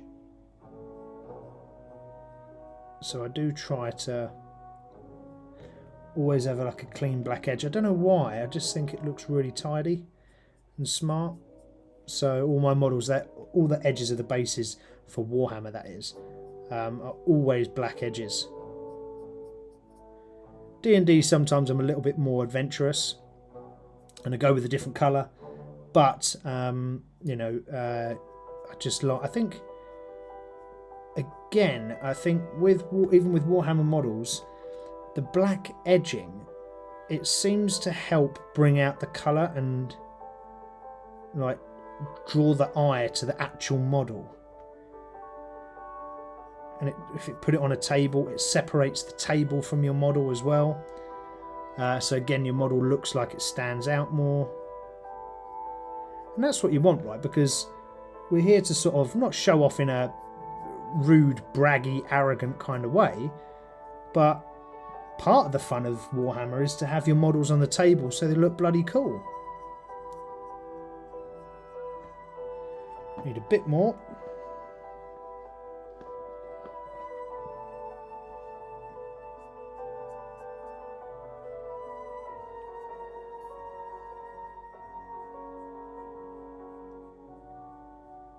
There we go.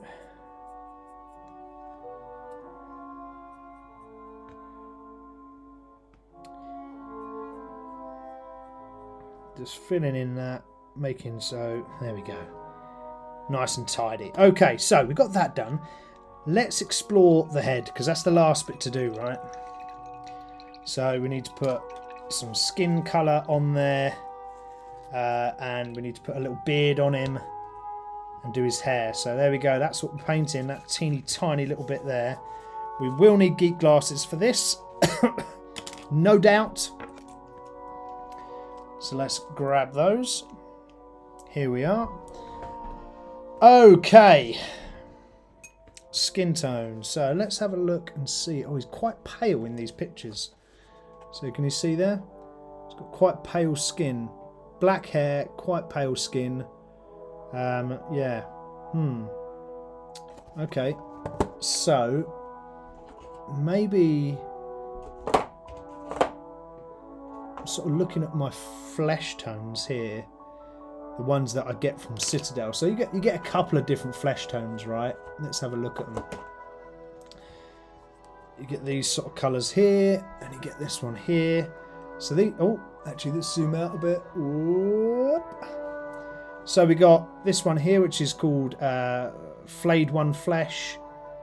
We've got Rakash Flesh, Cadian Flesh Tone, and then you've got a Kislev Flesh. Cadian Flesh Tone is like it looks quite tanned when it goes on. Tanned for a white person, that is.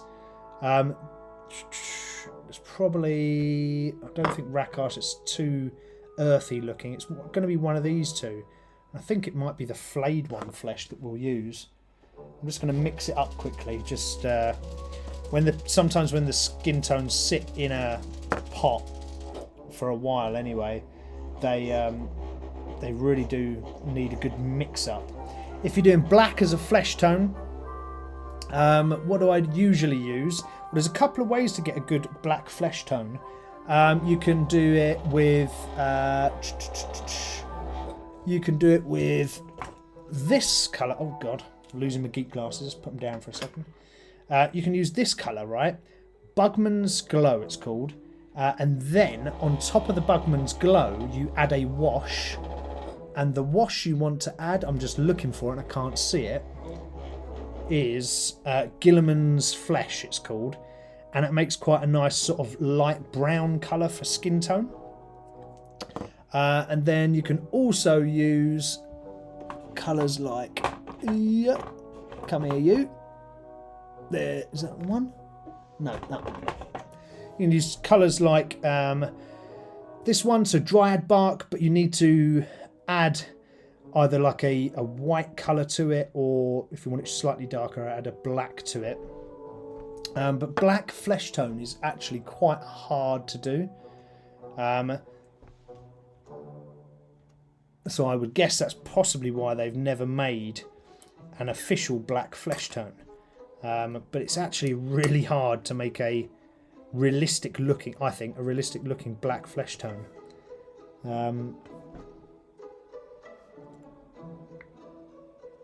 but it's not impossible. Right, here we go. So we're going to do last 25 minutes of the show. I'm going to do this little tiny little head. Just make sure he's stuck on there nicely.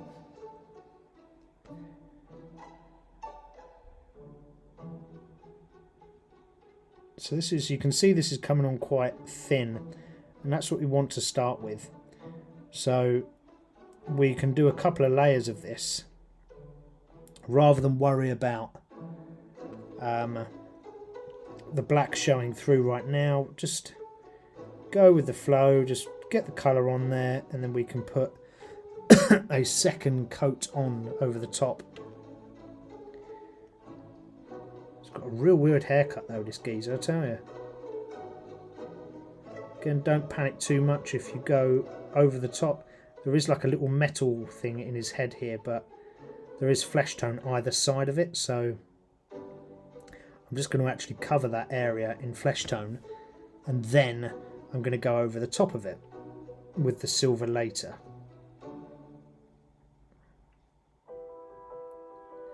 There we are.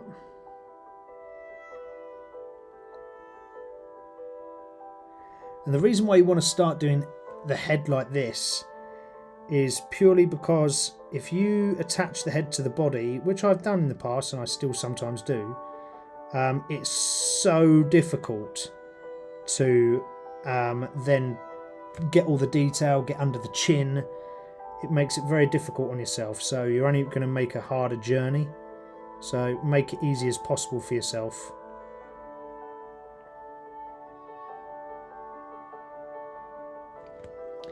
There we go. You can see the white's starting to go on. It's quite a pale chap, this geezer, so on the box art, and I'm following the box art, so and you don't have to, by the way, you can paint whatever bloody colour you like, but seeing as I'm following the box art, I'm trying to keep it fairly accurate. Again, it doesn't have to be perfect.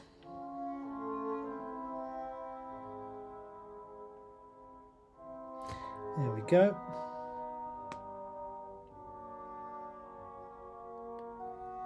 As you can see, the more layers we put on, the more the skin tone starts to, or sorry, the more we lose the black in the background. So that black gosh, what's it called? Oh God, what's the colour you use? Called under. Oh, sugar. What's it called? Where you spray a model before you paint it? Oh my lord! Or paint a model before you paint it. Christ. Sorry guys, getting late and my brain starts losing words. It's early Alzheimer's, I'm sure.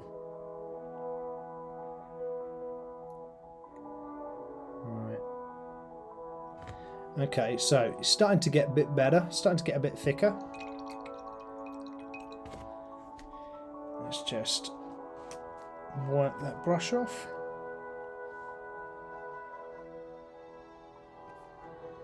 So as you can see here, Jamin, in your question earlier about how long do you wait before you reapply, you can see I'm not waiting particularly very long before putting another layer on,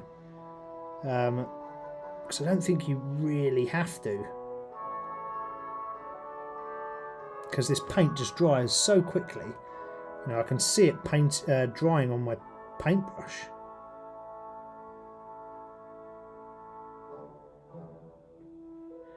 This paintbrush is knackered, by the way, so do not look for me for wrong model paintbrush here.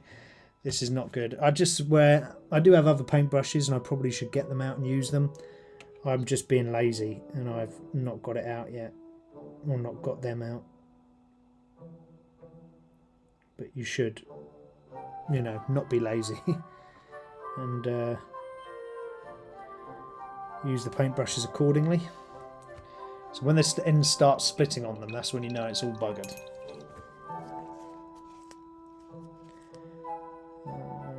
Yeah, this one's not looking so good. So I did like lick it just then to try and bring the tip back together. So it's not looking bad there, but it's when the small little bit starts splaying out and stuff, and it's all a bit wrecked. But never mind, we'll be okay. Right, what else do we need? Oh, there's a grey.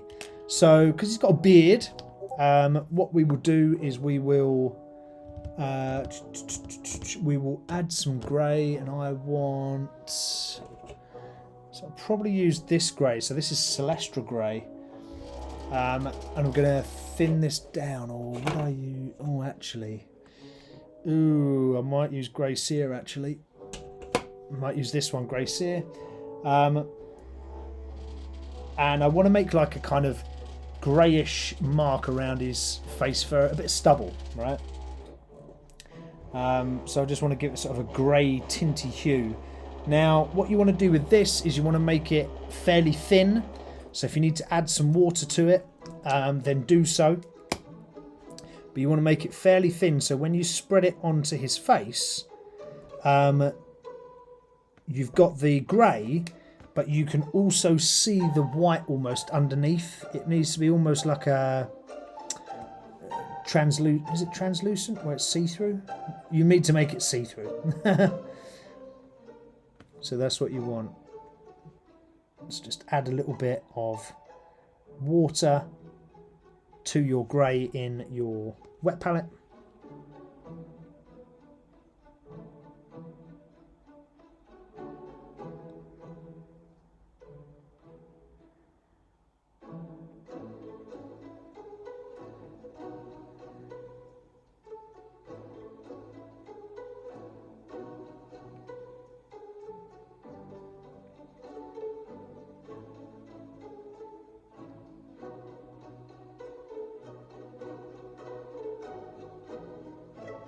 There we go.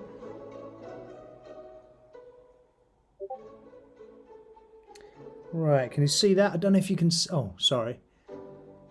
Can't really see it because the light is not great in here. But once that kind of dries, that's the kind of thing you want, that kind of see-through-ish kind of look, because that gives it that stubble effect as if it's actual stubble on his face.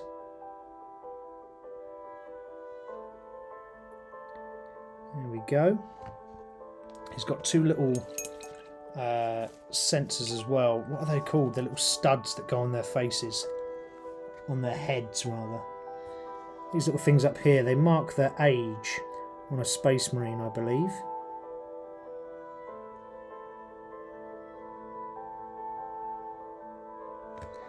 There we go, there's one.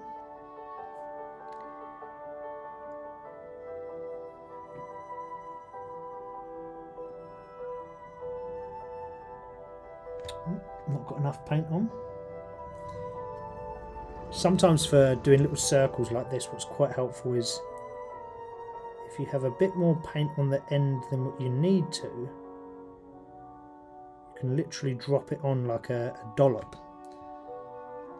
My grey's slightly dried out a bit, so again, add a bit of water to it.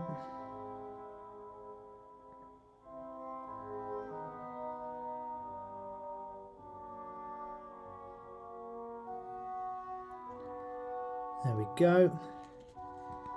Nice. So for his lips, we want like a slightly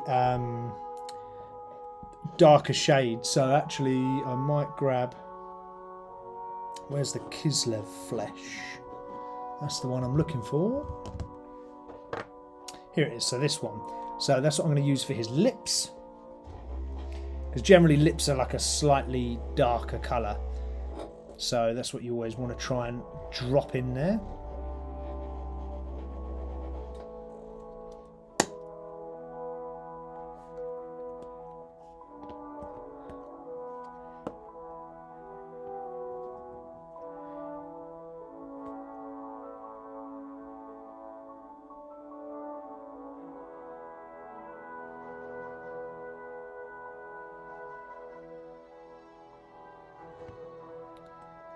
Slightly darker lips.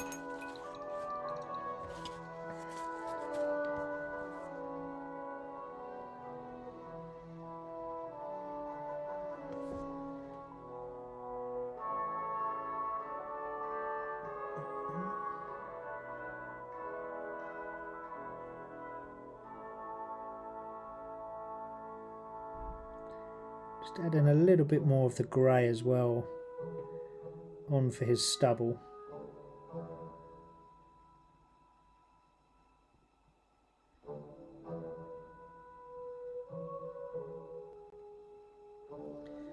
There we go.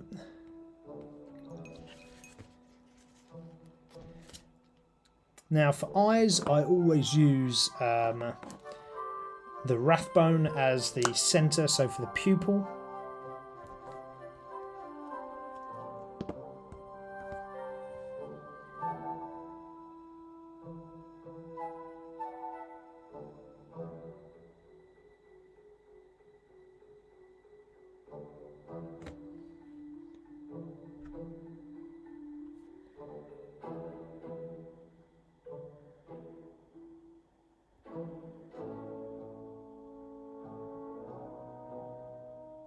There we go.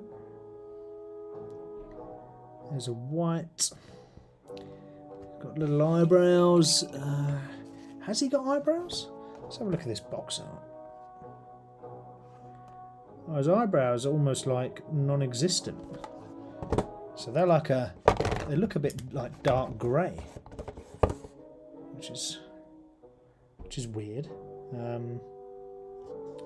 Because eyebrows wouldn't be dark grey if your hair's black, would they? No.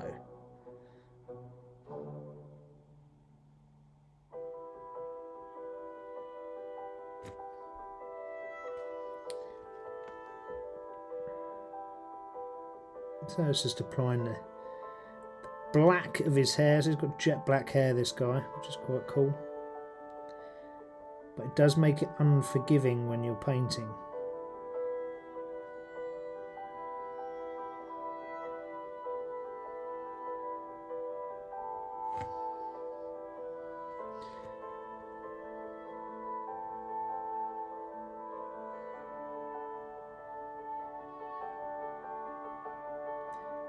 So this guy does have like a bowl cut, like he was out of the 90s or something.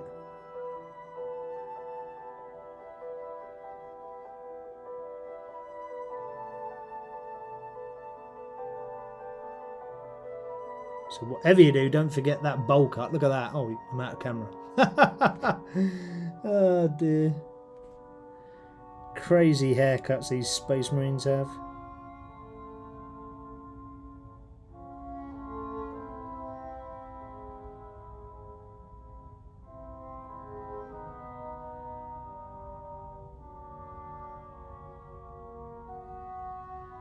Yeah, I really need to replace this brush.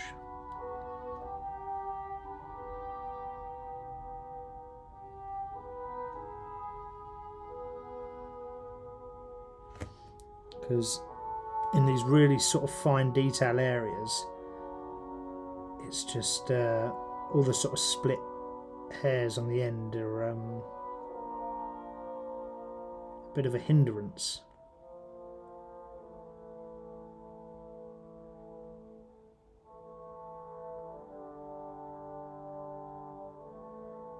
We'll get there.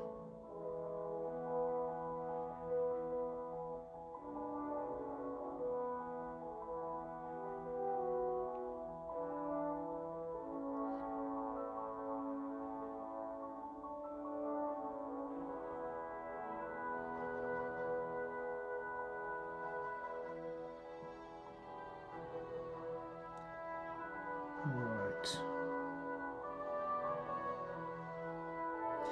Okay. I don't have any other small brushes to do the eyes, and I'm just a bit worried here that this brush is going to screw me over. Doing eyes is quite often very difficult.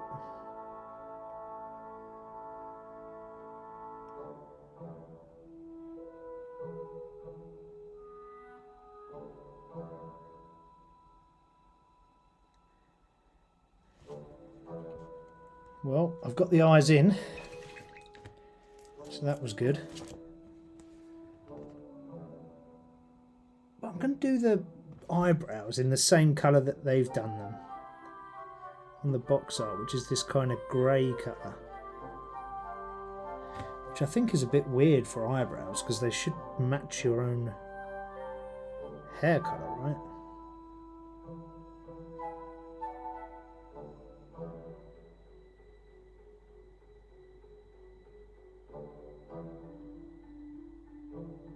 There we go.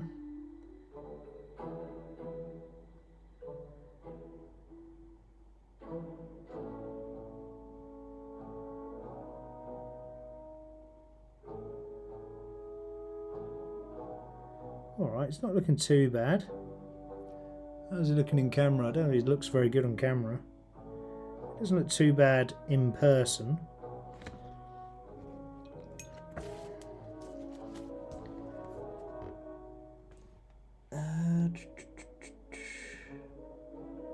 No, that is the wrong colour. I don't want that. I want this colour.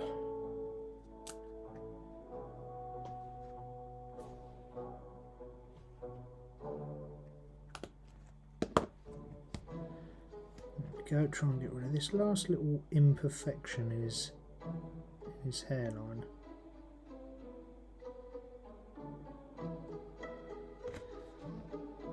Yeah, I'm going to have to change this brush out.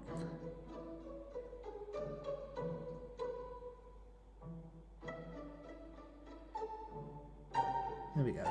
Alright, so what happens, right, when you've got these brushes, what I do to clean my brush, I do this. Roll the brush, and then sometimes I fold it and do that, and to get the paint out, and that then pulls the bristles of the brush and ruins the brush. So do not do what I do. That's not good. Right, let's pause it there. It's looking pretty good though, not bad. Maybe we should do the last little details before we finish up, right? Let's say we probably should, shouldn't we? We should really. Let's just see if we can squeeze these last details in.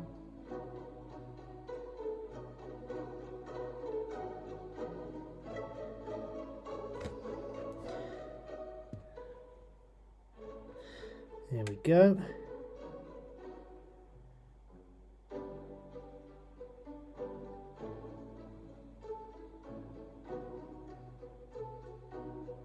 So yeah, when you split the bristles on your brush, it becomes rather frustrating trying to paint detail, because one side of your brush will get the area that you want and the other side won't, and that is very frustrating.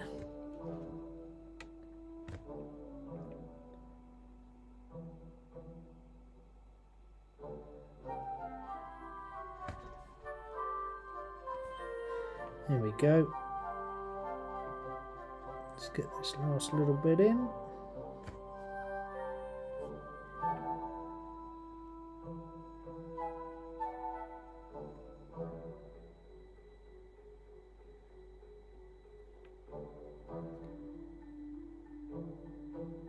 Some kind of metal contraption on the side of his head.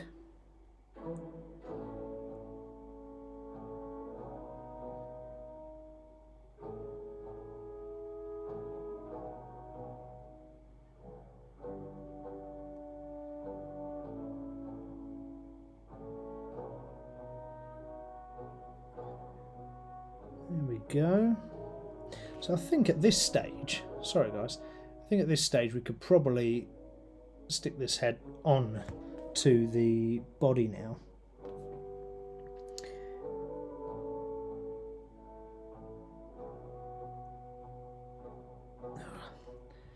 So you've just gone overshot because the bloody bristles are split.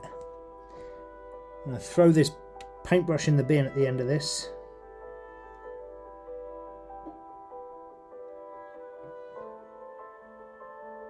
There we go.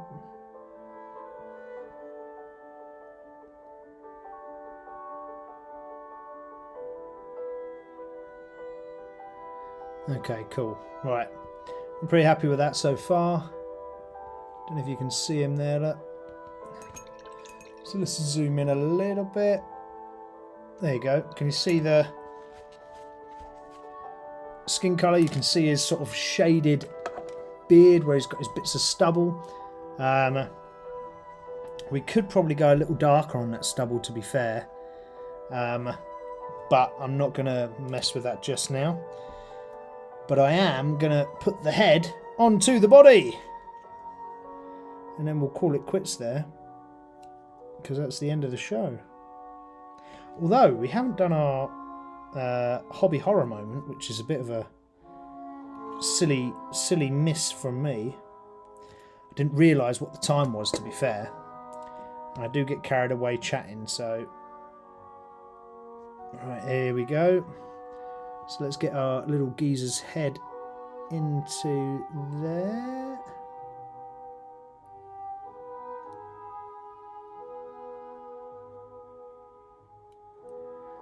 There we go. What do we reckon? Not bad, right? Not bad. It's looking pretty good. It's not perfectly finished yet. I think there's a couple of little details to do. But you could put this guy on the tabletop and he would look pretty awesome, right? So, there we go. Let's change our view and go back to the front view. Hello, hello, hello. Let's turn that off because we don't need that now. I hope everything's been good in this show. I hope you've enjoyed it. I'll cover the hobby horror very quickly. Right at the end, we've got 3 minutes to cover it, so I think we've got enough time.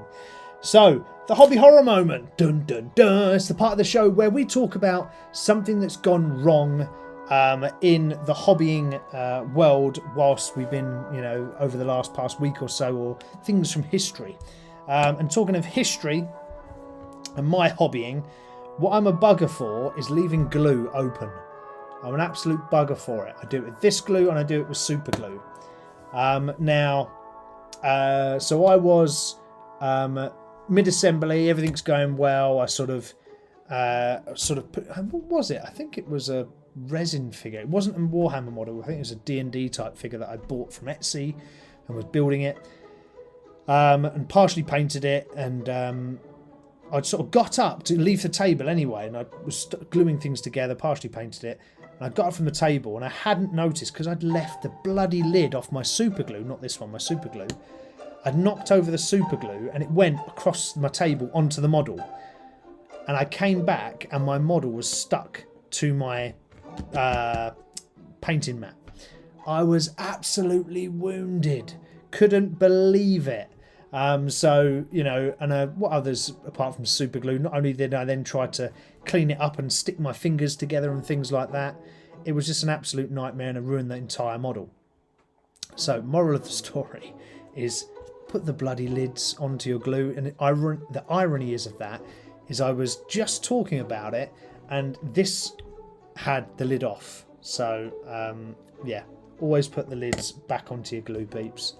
Otherwise, you'll end up with a nightmare like I did. However, what we don't have is we don't have a nightmare with our model. We have a pretty down cool model. There he is. I don't know if you can see his beard and shading, but he's looking pretty cool so far, right? He's not completely done. There's a few details to do, but he is good enough to at least stand on the table and fight with the rest of the Marines. So I'm very happy with how he's looking so far. But apart from that, I want to thank every single one of you for jumping in on the chat, for joining me, having this wonderful conversation about geeky painting and modelling. As always, we will be back here next Friday at 7 PM BST if you want to join us. If you're a first-time viewer, welcome.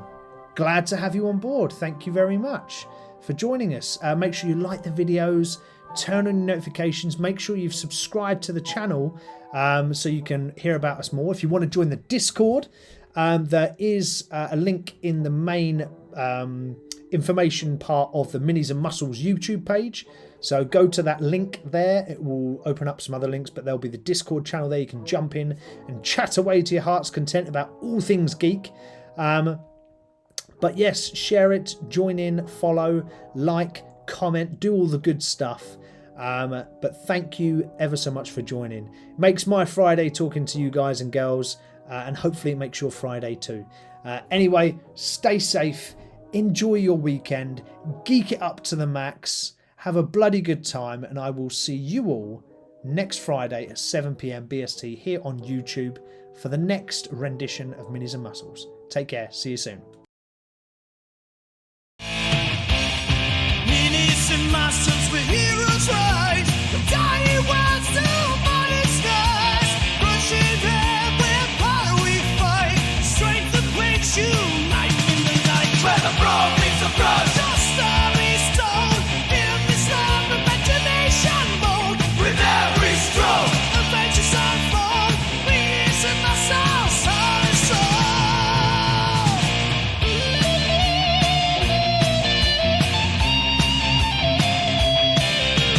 Guidance in hand and worlds to explore. Roll the future, hear the dice roar. Gaming realms of muscles drawn. Together in this place where we belong. Golden spells casting dreams until the dawn. Leveling up and the world's in our own. With painted heroes shining bright. Venturing